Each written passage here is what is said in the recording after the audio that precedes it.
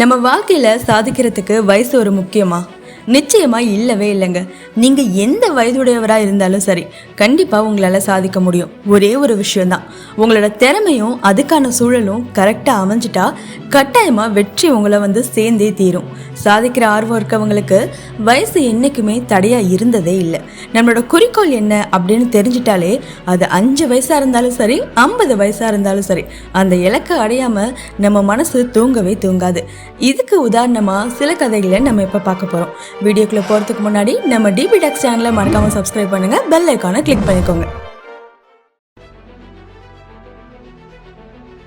ஒரு 5 வயசு குழந்தை நீச்சல் கற்றுக்கணும்னு நினச்சி தண்ணிக்குள்ளே குதிக்குது.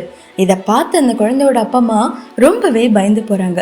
ஆனால் அந்த குழந்தை தத்தளிச்சு வெறும் 10 நாளில் ரொம்ப அழகாக அந்த நீச்சலை கற்றுக்குது. அதோட இலக்கு என்ன? நீச்சல் கற்றுக்கணும். அதுக்கான முயற்சி அந்த குழந்தை பண்ணும்போது அதுக்கான வெற்றியும் அந்த குழந்தைய சேர்ந்துச்சு. இந்த இடத்துல வயசு அப்படிங்கிற ஒன்று இல்லாமையே போயிடுச்சு. கூடவே அந்த அப்பா அம்மாவுக்கு அந்த குழந்தை வயசை பற்றின பயமும் நின்று போயிடுச்சு.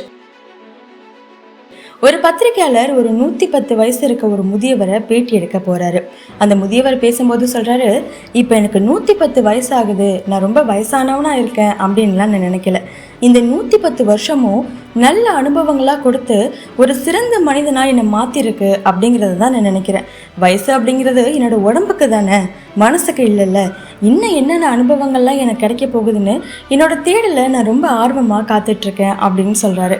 இதுதான் வாழ்க்கை அப்படின்னு சொல்லி அவர் அந்த பேட்டியை முடிக்கிறாரு.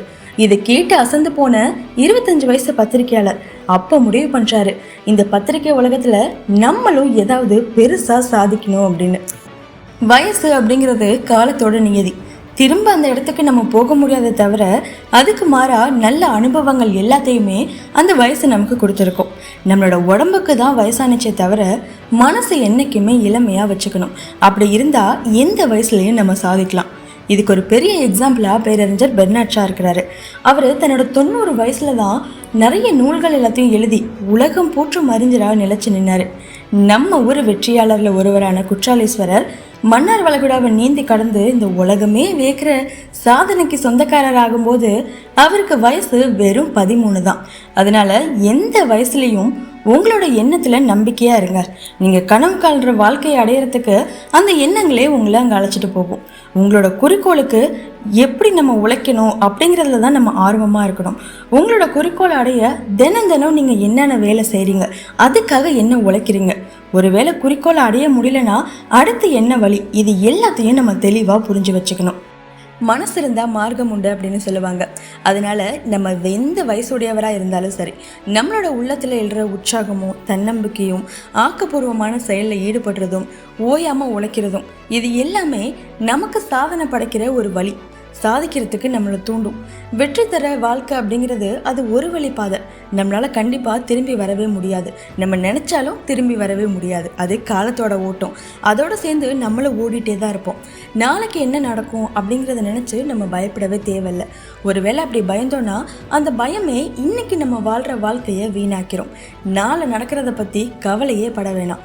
இன்னைக்கு நம்ம என்ன செய்யணுமோ அதை தெளிவாக செஞ்சோன்னா நாளைக்கு நம்மளோட பயணத்தை அது தெளிவான பாதையாக மாற்றி கொடுக்கும். அதனால சாதிக்க வயசு ஒரு முக்கியமே இல்லைங்க. இதை உணர்ந்துக்கிட்டு நம்ம செயல்பட்டால் கண்டிப்பாக வெற்றி நமக்கு தான் சேரும். வயசு அப்படிங்கிறது வெறும் எண்ணிக்கை தான் அப்படிங்கிறத உணர்த்தும்.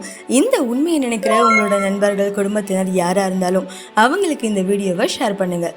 வாழ்க்கையே மாற்றக்கூடிய வார்த்தைகளை தொடர்ந்து கேட்க நம்ம டிபி டாக்ஸ் சேனலை இப்போவே சப்ஸ்கிரைப் பண்ணுங்கள்.